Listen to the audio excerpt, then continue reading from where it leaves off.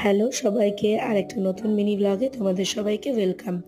এই দিনটা ছিল আমার দিদির বিয়ের আগের দিন। তো আমরা গেছিলাম একটুখানি ফেসিয়াল করতে, কারণ লাস্ট টাইম গ্রুমিংটা ইম্পর্টেন্ট। তো দেখো গেটটাও আমাদের হালকা পাতলা সাজানো হয়েও গেছে এখানে। তো আমি দেখো এখন চলে এসেছি ফেসিয়াল করতে। তো ফেসিয়াল করে তারপরে আমি যাব স্পা করতে। তো দেখো এখানে আমার মাও আর কি ফেসিয়াল করাবে।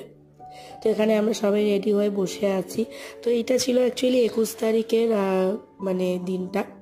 তো দেখো এখানে মা কালার করাচ্ছে, আমি ফেসিয়াল করাচ্ছি। তারপরে আমি ওখান থেকে চলে গেছিলাম স্পা করতে। স্পা করে দেখো সারা দিনের মনে গেছিলাম, মানে সকালে গেছি বিকেলে এসেছি। এত খিদা পেয়ে গেছিলো তাই একটা রোল কিনে নিয়ে বাড়িতে এসেছি।